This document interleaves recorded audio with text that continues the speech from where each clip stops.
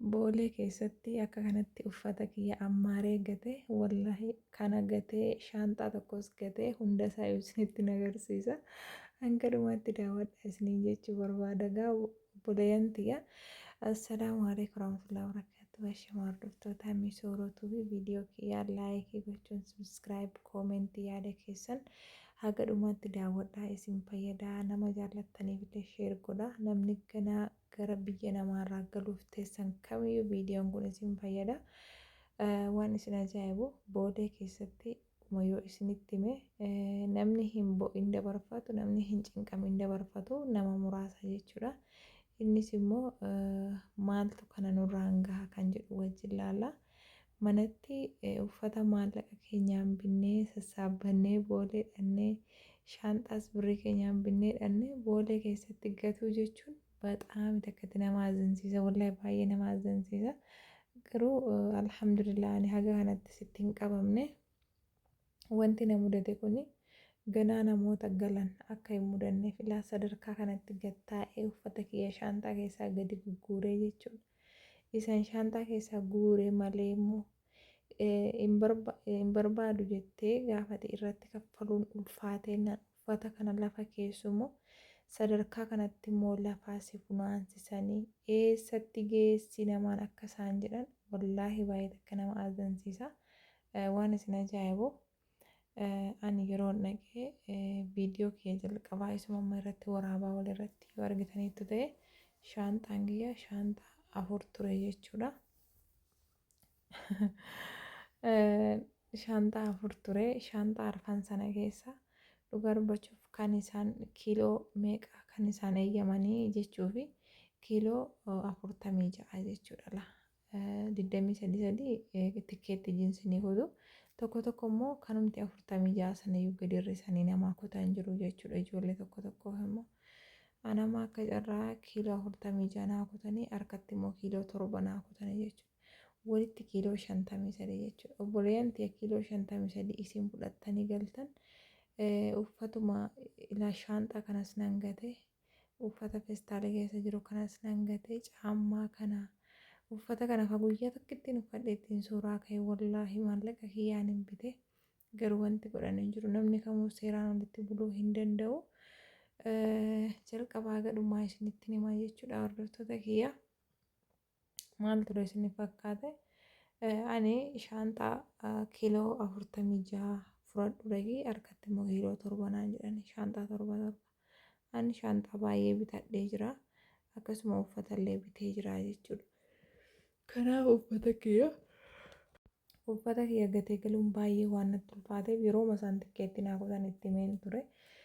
Tikeetti irratti dabalaa naa kutaan jedheen innaan tikeetti irratti birrii 7 jedhani diinaara 7 jechuun riyaala suudii birrii meeqa beektu? Riyaala suudii 70 ta'a jechuudha. Riyaala suudii 70 jechuun birrii Itoophiyaatti yoo deebistanii naannoo birrii 3,000 ta'a jechuudha. Birrii 3,000 ta'uu kanaa jechuudha. Ani yoon kiiloo tokkotti kaffalu maaltu isin dhagahama obboleeyyan tiyya. Isininis borwanni kun akka isin hin mudanneef isinitti himaa jira. Riyaala suudii birrii 3,000 itti kaffalii kiiloo tokkotti diinaara 7 jedhani. Innaa ani haala kanaanis tikeetti irratti muradhuun jedhee garuu ani dhugaa dubbachuuf duraanii irratti kaffaleen budhee gala jedhee baay'ee tokko qophaa'ee shaanxaas uumnaan walitti bitadhee ture. Jarri akkasitti tikeetti muruu hin dandeenyu naan jedhanii araboonni kan achumaan jarallee amanuu dadhabee nama Oromoo nama tikeetti murutti illee bilbilee gaafadhe ijoolleen keessumaa Bahareenii jirtan kan biyya biraallee isin himuu hin danda'a garaagarummaa qabaa yoo jettan yaada keessan naa ka'a please. Ijoolleen Bahareenii jirtan please uffata hin bitina wallaahi billaahi bakka uffata namni birrii rakasaa nu hin bitu uffata namni itti dadhabee bitate kana tokko fudhattee biyya galuu hin dandeessu. Kaargoo gochuun illee baay'ee tokko cimaadha. Jarri koo kaargoo godhinaan jedhani kaargoon illee kiiloonii 50 birrii diinaara 65 jechuudha.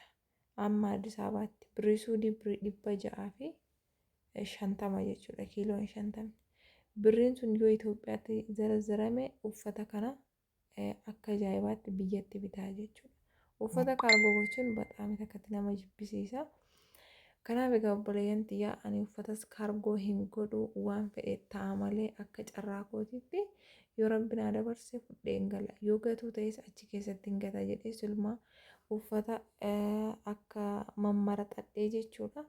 Wanta dirqama jedhee fuudhee galuu qaba jedhu aga kiiloo 46tti naqadheera. Ka harkaammoo kiiloo 7 jedhan isaan ani garuu aga kiiloo 16 wayiitti godhadhee jechuudha.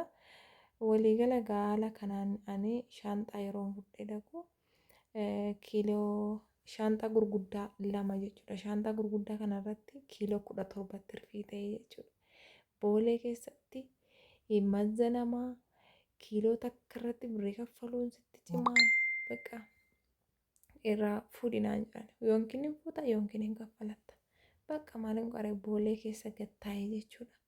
Uffata kiyya keessaa babaasee sanuu sa'aatiin nama jalaa deemaa boolee keessatti nama ilaalanii deemuudha namni nama jalaa deemaa wallahi siqaa hedduu takka jechuudha bakka uffata kiyya akka kanatti irraa ammaaree gatee ergan irraa ammaaree gatee immoo jechuudha ammas waan sin ajaa'ibu shaanxaa tokko immoo gattu malee jedhan.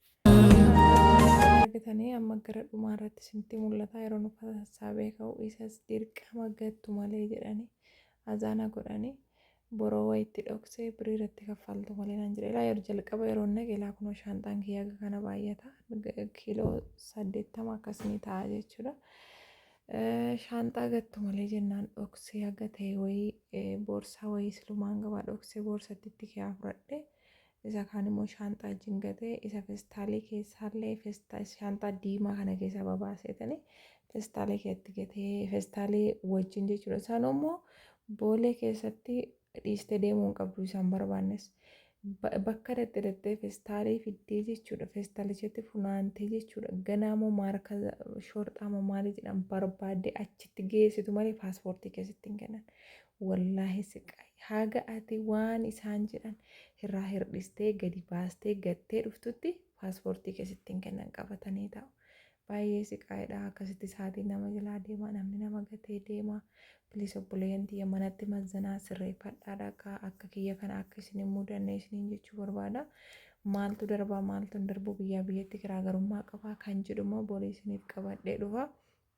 Fattashaan illee baay'ee tokko cimee jira wallaahi fattashaa nuti ko fattashaanii baay'ee takka uumnaan oli jechuudha. Waanuma asirra wanta akka qabatanii galan miti yeroo siqaayii boolee keessaa arganii innaa waan hafe immoo naa barreessaa isiniif hin qoodannee innaa yuutuubii kiyya sabiskiraayib godhaa isiniin jechuu barbaada obboleeyyan kiyya warroonnaa gammaduu barbaadan biyya galuu kiyyaaf illee yaada keessan naaf qodaa isiniin jedha baay'ee isin jaalladha ishee.